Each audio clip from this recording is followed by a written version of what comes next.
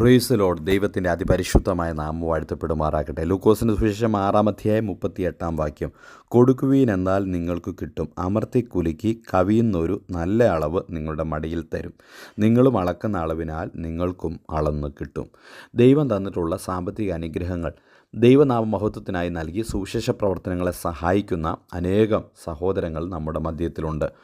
ഓരോ തവണയും നാം കർത്താവിന് കൊടുക്കുമ്പോൾ സ്വർഗത്തിൽ നമ്മുടെ നിക്ഷേപം വർദ്ധിച്ചു വരുന്നു. പുഴുവും തുരുമ്പും കെടുക്കുകയും കള്ളന്മാർ തുരന്ന് മോഷ്ടിക്കാതിരിക്കുകയും ഇരിക്കുന്ന സ്വർഗത്തിൽ നമുക്കുടെ നിക്ഷേപം നമുക്ക് സ്വരൂപിക്കാം. മത്തായിയുടെ സുവിശേഷം 6-20 ദൈവം നമ്മെ ഏൽപ്പിച്ചിട്ടുള്ള ധനം എങ്ങനെ വ്യാപാരം ചെയ്യുന്നു എന്ന കണക്ക് കൊടുക്കേണ്ടതായ ഒരു ദിവസം വരും. മത്തായി 25:19 നാം കൊടുക്കുമ്പോൾ മനുഷ്യർക്കല്ല, കർത്താവിനാണ് കൊടുക്കുന്നത്.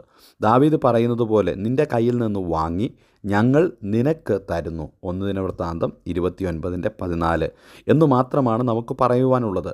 ദൈവം തന്നത് എങ്ങനെ കൈകാര്യം ചെയ്തു എന്ന് നമുക്ക് നോക്കണം.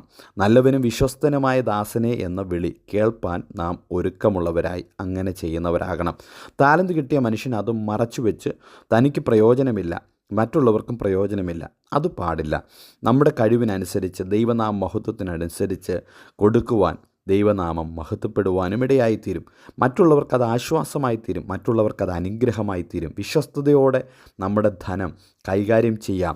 ദൈവത്തിന് എങ്ങനെ കൊടുക്കണമെന്ന് തിരുവചനത്തിൻ്റെ അടിസ്ഥാനത്തിൽ നമ്മൾ ചിന്തിച്ചാൽ, ദാവീദ് ദൈവത്തിന് സ്തുതിയും സ്തോത്രവും ആദ്യം അർപ്പിക്കുന്നത്.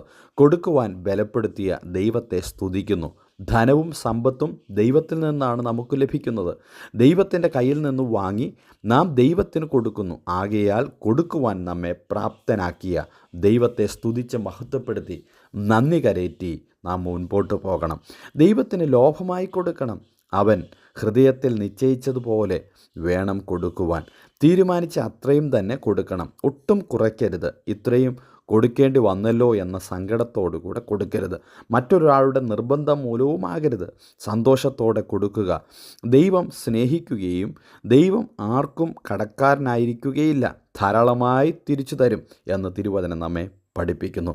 പ്രാപ്തി പോലെ പ്രാപ്തിക്കു മീതെ സ്വമേധയായി കൊടുക്കണമെന്ന് 2 കൊരിന്ത്യർ 8:4 നാം വായിക്കുന്നു. ദൈവം തന്നിരിക്കുന്ന അനുഗ്രഹങ്ങൾക്കനുസരിച്ച് വേണം കൊടുക്കുവാൻ. ചിലരെ ദൈവം ധാരാളമായി അനുഗ്രഹിക്കും. ചിലർ ആവശ്യത്തിനുള്ള ധനം കൊടുക്കും. ചിലർ ദാരിദ്ര്യത്തിലായിരിക്കും.